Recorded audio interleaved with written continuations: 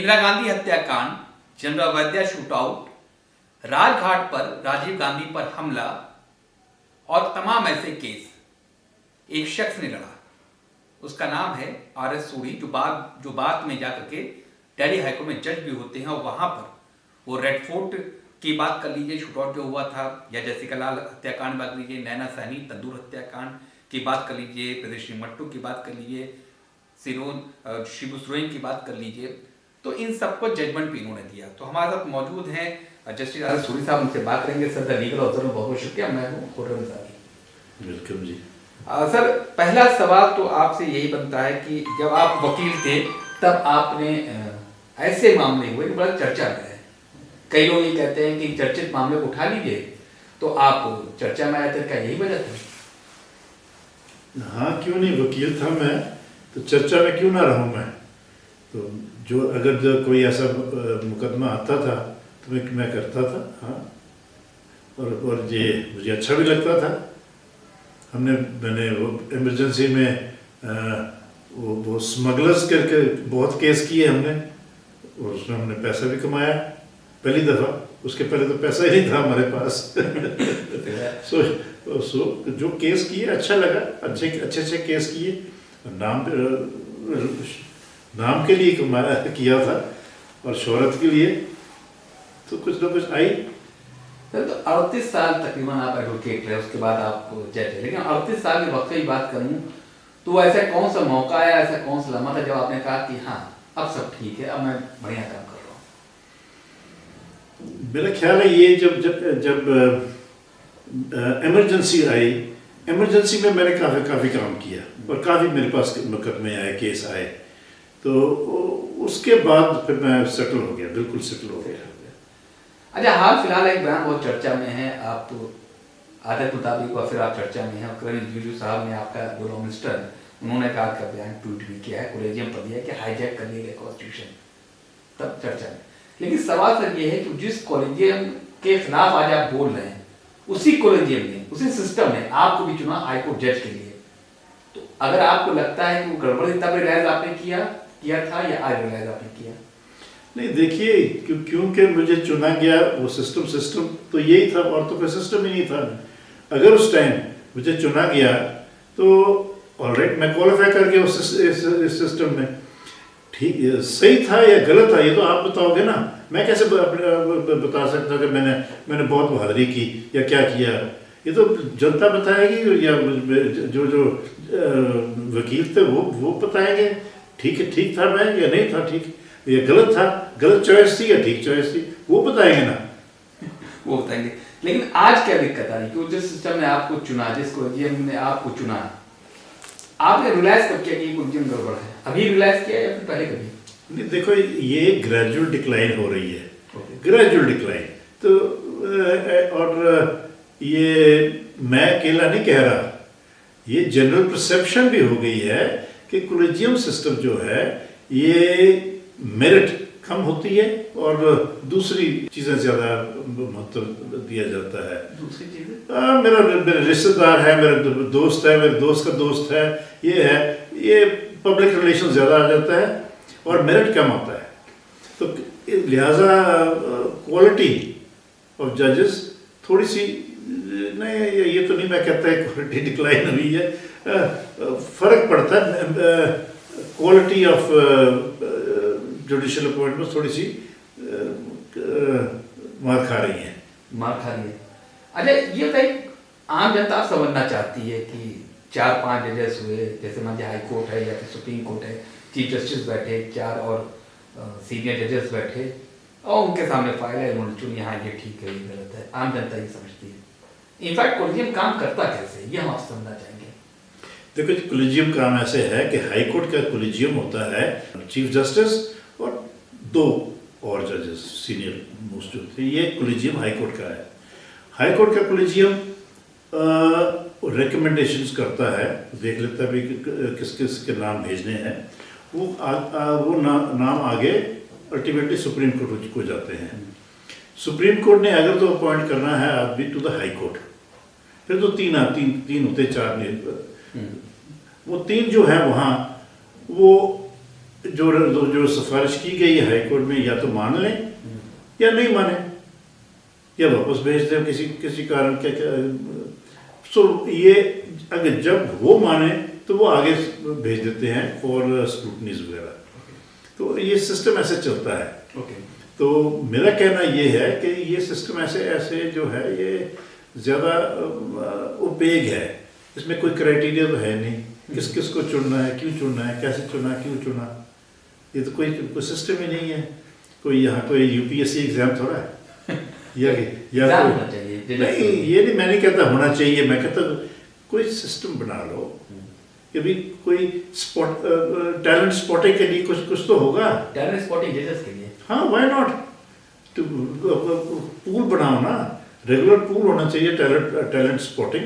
और talent spotting जरूरी है, ये नहीं है कि सिर्फ हाई कोर्ट के वकील की में होगा, it can be anywhere, trial court से भी ले लो, वो भी, वहाँ भी तो बहुत अच्छे वकील बैठे हैं, और जजेस भी तो ले लो, ट्रायल कोर्ट के जजेस भी हैं, ये भी है, उनसे भी उठा लो। तो आपके पास पूल होना चाहिए ऑफ मेरिट, जब वैकेंसी आए आप आगे भेज दो। तो you must have some kind of system, तो सिस्टम बनाओ। अरे सर, जब आपके वक्त में जब आप एलिवेट हुए तो कोई कॉलेजियम में था जो आपको जानता था, या आपको लगा कि हाँ वो उनको जानता है? हाई कोर्ट के कॉलेजियम में देखो ऐसे था कि मैंने प्रैक्टिस तो बहुत की थी, तो जानता तो सभी होंगे, तो लेकिन हाँ, मैंने पब्लिक रिलेशन कोई नहीं की। सो देयरफॉर उन्होंने ठीक समझा, भेज दिया ना। तो क्यों भेजा ये मैंने भी कभी नहीं पूछा, और गलत भेजा तो आप बता दो तो और मैं क्या कह सकता हूँ।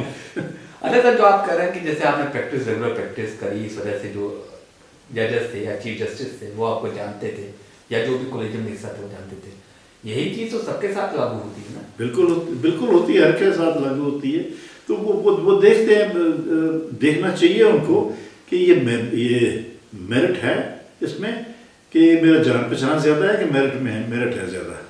तो वो उनका काम करना, उनका करना चाहिए। लेकिन एक कॉलेजियम सिस्टम क्या है, ये सिस्टम मैं उसके ऊपर हूँ कि ये तो सिस्टम जो है ये कॉन्स्टिट्यूशन में नहीं है। ये जो कॉलेजियम सिस्टम है, ये देखो 93 में बना है ये, उससे पहले तो नहीं था। तो कॉन्स्टिट्यूशन को अमेंड कब की? अभी तक अमेंडमेंट तो हुई नहीं है कभी कॉन्स्टिट्यूशन में इसके ऊपर। तो कैसे हो गया? कॉलेजियम सिस्टम कहाँ से आ गया? इंटरप्रिटेशन ही कर दी। सो इंटरप्रिटेशन से आपने आप खुद के पार्टी बन गए। पब्लिक रिलेशन आपने कहा, इसका क्या मतलब है? जज बनने के पब्लिक रिलेशन चाहिए? नहीं, मैंने नहीं कहा कि पब्लिक रिलेशन चाहिए। मैं कहता हूँ कि भाई हाँ, लोग करते होंगे या होता होगा या तो इसलिए ये भी एक आर्ट है, जज को प्लीज करना, कोर्ट क्राफ्ट, ये सब आर्ट्स होते हैं। सो पब्लिक रिलेशन का भी आर्ट है, किसी को आता है किसी को नहीं आता। किसी बात, लेकिन जब आप जज बने तो तमाम आपके सामने आए, जैसे कि अदालत हत्याकांड आपके सामने आया, हाई प्रोफाइल मामला था, तंदूर केस आया वो भी हाई प्रोफाइल था, मट्टू केस आया वो भी हाई प्रोफाइल था, तो आप एक हाई प्रोफाइल जज बन गए। एक बात कही जाती है जुडिशरी में कि अंकल सिंड्रोम, आपका ही जजमेंट है जिसमें आपने अंकल सिंड्रोम का जिक्र किया, क्या है वो? मैंने फील किया था कि बहुत ज़्यादा जजेस के जो सिटिंग जजेस थे हमारे वहाँ हाई कोर्ट में, उनके रिलेटिव्स, काफ़ी तादाद में उनके रिलेटिव्स वहीं उसी कोर्ट में काम करते थे। उसको मैंने हाईलाइट करके ये कहा है कि ये जो दिल्ली हाई कोर्ट है, तब मैंने कहा था। अब तो मैं, किस ईयर की बात है ये? हो सकता है 2006 होगी या 7 हो सकती है, 6 होगी। फिर तो नवंबर में रिटायर हुआ था, तो तब हो सकता है। तो मैंने ये लिखा था कि Delhi high court is suffering from sun stroke and uncle syndrome. ये मैंने यूज किए थे वर्ड, मतलब एसओएन वाला सन। हाँ, वही सन स्ट्रोक। तो ये मैंने यूज किया था। मैंने फील किया कि भाई ये कुछ ठीक नहीं हो रहा। तो मैंने अपना ओपिनियन दे दिया, नाराज़गी बहुत हुई आफ्टर ऑल, लेकिन नाराज़गी तो होती रहती है, मेरे उसकी क्या बात है। अच्छा ये बताइए कि जब आप जज थे तो कोई प्रेशर आता था, पॉलिटिकल प्रेशर या सोशल प्रेशर, कि आप जो हैं इस पर ये जजमेंट मत दीजिए, जजमेंट दीजिए, इस तरह को प्रेशर होता था खास सरकार की तरफ से या फिर सोशल सर्कल से? देखो मैं आपको एक चीज़ बताऊं कि मैं जज बना था पास्ट 50 ईयर्स, ठीक है, मेरा टेन्योर था थोड़ा, तो मैंने ऊपर तो जाना नहीं था, तो मैं किसके प्रेशर के नीचे आऊँगा? कोई कुछ लेना देना मैंने किसी से है नहीं, मेरे बच्चे तो प्रैक्टिस नहीं करते, तो फिर मैंने किसके प्रेशर के लिए आना था, और क्या और किसके लिए? तो ना मुझे किसी ने प्रेशर किया, ना मुझे किसी ने सिफारिश की, ना मुझे किसी ने कहा ये करो वैसे नहीं करो। तो मैं तो ऐश की है जी, जज्जी की है, ऐश की है, और बहुत एंजॉय की है। बहुत। लेकिन ऐसा होता है क्या, कोई प्रेशर आता है क्या? मुझे तो नहीं पता, किसी और को होता होगा, वो बताएगा, मुझे तो कोई नहीं आया। अच्छा, आप पर कोई नहीं आया। अरे भाई आप कहते हैं कॉलेजियन सिस्टम फ्लॉप है, अनकॉन्स्टिट्यूशनल है, एनजीएसी एक विकल्प सामने है, तो एनजीएसी क्यों नहीं एक्सेप्ट किया जा रहा? आप कितना एनजीएसी की फेवर में है? ये देखिए एनजीसी क्यों लाया गया था, बिकॉज ये इट वॉज फेल्ट कि कॉलेजियम सिस्टम ठीक नहीं है। तो एक चीज तो तय होगी ना, कॉलेजियम सिस्टम गलत है, एक बना ही वैसे, और दूसरा चलता है, चल नहीं रहा, खराब है। तो अब ये खराब तो है ही है, इसको ठीक भी तो करना है, और ठीक करने के लिए कई यत्न किए जा रहे हैं, और ये भी आ गया, ये जो जब ये कमीशन आई बनाई इन्होंने, उसमें ये लगा कि भाई जजेस की तादाद कम है और दूसरों की ज़्यादा है, लिहाजा जुडिशरी के हाथ से अपॉइंटमेंट्स निकल जा रही थी। तो सुप्रीम कोर्ट ने होल्ड किया कि ये इंडिपेंडेंस ऑफ जुडिशरी के में बाधा आएगा और बेसिक स्ट्रक्चर को वायलेट करता है, इसलिए रद्द कर दिया। तो एनजीएसी को आप पेपर में एनजीएसी के, या उसमें कुछ कमियां दिखती हैं? नहीं, कमियां तो हैं, ये मैंने कमी तो बताई आपको एनजीएसी में। हाँ, उसमें भी कमियां, क्या? वो भी ठीक हो सकता था अगर रेशियो ठीक करते। रेशियो मतलब कि भाई प्रेमिसी जो है मेजॉरिटी है वो जजेस को दे दो, सरकार अपने भी नुमाइंदे रखे, बड़े शौक से रखे, पर लेकिन अगर 5 है तो 2 सरकार के हो जाए, 3 जुडिशरी के हो जाए, तो ऐसे बने। लेकिन ये मैं अभी भी कहता हूँ कि जो सिटिंग जजेस होते हैं इन पे इनको टाइम नहीं होता, इन्होंने जजमेंट्स देनी होती हैं, काम करना होता है, ये टैलेंट स्पॉटिंग नहीं कर सकते, बहुत मुश्किल है, काम करोगे कि टैलेंट देखते रहोगे। सो इसलिए ये एक परमानेंट बॉडी होनी चाहिए, कोई बॉडी हो, उसमें जजेस हो, लेकिन परमानेंसी हो। लेकिन ये बात तो रिजिजू साहब ने नहीं कही थी कि समय बर्बाद होता है जजेस का, वो अपना जजमेंट में दें कि आपने जो टैलेंट स्पॉटिंग पर दे, लेकिन उस पर से जुडिशरी तरफ से जवाब आया था कि हमारे पास सफिशिएंट टाइम होता है और ये उस वक्त हम करते हैं, ये एक एडमिनिस्ट्रेटिव काम है जो हम करते हैं। तो यहाँ पर आप क्या कहेंगे, क्योंकि आप वही चीज़ बोल रहे हैं जो लॉ मिनिस्टर साहब कह चुके हैं? नहीं, मैं भी कह रहा हूँ, नारीमान साहब भी यही कह रहे हैं, और ये एक बिल भी आया था पहले वाजपेयी की सरकार, तो वो एक बिल आया था, और वो बिल था, वो 5 थे, 5 2 सरकार रखेगी और 3 हाई कोर्ट के, लेकिन बिल वो पास नहीं हो सका पार्लियामेंट में, क्योंकि सरकार गिर गई और वो इलेक्शन डिक्लेयर हो गए। जब 13 दिन की सरकार थी उसके बाद आप कर रहे हैं, ये लास्ट जो वाजपेयी साहब, तो उसलिए इलेक्शन डिक्लेयर हो गए, तो वो नहीं, बिल तो अभी भी है, देख लीजिए। तो क्यों नहीं, क्या ऐसे हो सकता है कि मौजूदा सरकार उस बिल को दोबारा रीइग्नाइट करे? कर सकती है, क्यों नहीं कर सकती, वो देख ले, और भाई जुडिशरी भी बैठ जाए, सरकार भी बैठ जाए, इकट्ठे बैठ के कोई वाया मीडिया निकाल लो भाई, बजाय कि एक दूसरे को गालियाँ निकालने के, उससे तो कुछ नहीं बनेगा। वाया मीडिया निकालो, मैच्योर बॉडीज हो, बड़े सीनियर आदमी हो, सोसाइटी की क्रीम हो, आप हिंदुस्तान की हमारी बुद्धिजीव की क्रीम हो, तो आप बैठिए, हल निकालिए। रिजू साहब कहते रहे कि हम डिस्कशन करते रहते हैं सीबीआई के साथ, अभी हाल नहीं कहा उन्होंने। देखो जी, रिज्जू साहब क्या कहते हैं उस पर मैं कोई कमेंट नहीं करता कि रिज्जू साहब बोले और चीफ जस्टिस साहब बोले। आप तो मेरे से बात करा लो जो करनी है।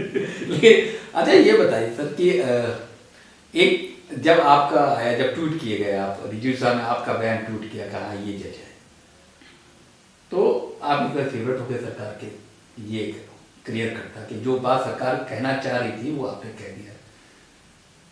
तो क्या ये माना जाए कि आप बहुत जल्दी कोई सरकारी पोस्ट या किसी कमीशन का हिस्सा होने जा रहे हैं? अगर मुझे दे दे कुछ ना कुछ तो बहुत मेहरबानी होगी, लेकिन मेरी उम्र है 78। अब मुझे मिलने वाला कुछ नहीं है और दे भी मुझे कोई नहीं कर सकता। सो अब ये जो है ना लॉलीपॉप्स, ये लॉलीपॉप मुझे मिलेगा तो डायबिटीज हो जाएगी, कुछ और मिलेगा कुछ और हो जाएगी, इसलिए अब मुझे कुछ नहीं मिल सकता और ना ही मैं एक्सेप्ट कर सकता हूँ। अब मैं क्या करूँगा क्या एट दिस एज? सो इसलिए I am independent, it is my own thought. और सरकार ने ना अच्छा अब तक ना मुझे दिया, आज दे देगी। और ये जो मैं कह रहा हूँ ये तो मैं 8 साल पहले भी कहा था। 8 साल पहले यही चीज़ में जो आप आज कह रहा हूँ मैं, ये 8 साल पहले यूट्यूब पे जाइए, ढूंढ लीजिए। क्या तो आपने कहा था? यही कहा था कि supreme court has hijacked the constitution, यही मैंने कहा था, यही लफ्ज कहते हैं because the collegium system has flopped and it should be changed.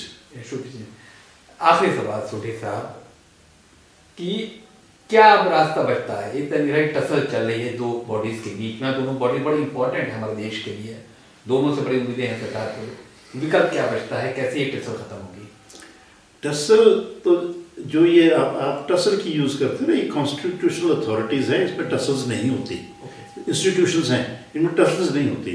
इनमें इनको बैठकर फैसला करना होता है कि भाई वाया मीडिया क्या है, which is the best system. हमने सिस्टम लाना है ना, हमने तो इम्प्रूव करना है। पहला खराब था, कॉलेजियम आया, ये भी खराब निकला, अब कुछ और बनाएंगे। तो इम्प्रूवमेंट करने के लिए दोनों बॉडीज बैठेंगी ना। आफ्टर ऑल जुडिशरी का भी पक्ष लिया जाएगा और एग्जीक्यूटिव का भी, और फिर बैठकर पार्लियामेंट ने तो लॉ बनाना है, सुप्रीम कोर्ट थोड़ा बना देगी लॉ तो पार्लियामेंट ही बनाएगी। तो इसलिए इनपुट लेना, एक दूसरे से इनपुट लो, बैठो, गालियाँ मत निकालो, बैठो आराम से एक दूसरे से के पास और मेच्योर तरीके से बात करो। ये बनाया सरकार ने, पार्लियामेंट ने पास भी किया, सुप्रीम कोर्ट ने स्ट्राइक डाउन कर दिया।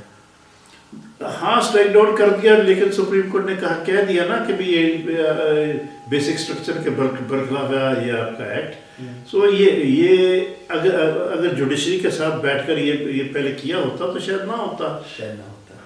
अरे ये तो हम देख रहे हैं, लेकिन अगर हम बात करें अब तक की जो जुडिशरी सिस्टम हमारा है, उसकी सबसे बड़ी अचीवमेंट आप क्या देखते हैं? कि अभी तक काम कर रहा है, ये सबसे बड़ी अचीवमेंट है। बाकी कई जगह कई ऑर्गन्स आपके फेल हो गए हैं, ये चल रहा है।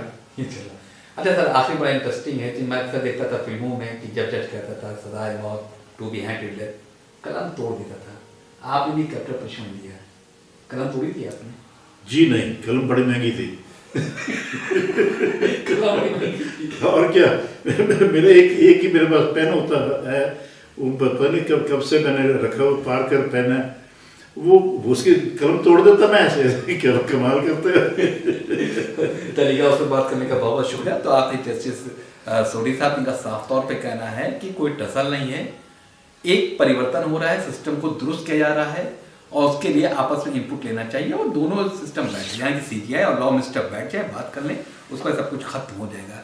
तो आज के लिए बस इतना ही। बहुत जल्द एक नए शख्स के साथ, एक नए इशू के साथ एक बार फिर आपके सामने हाजिर होंगे। तब तक ले दीजिए इजाजत। नमस्कार।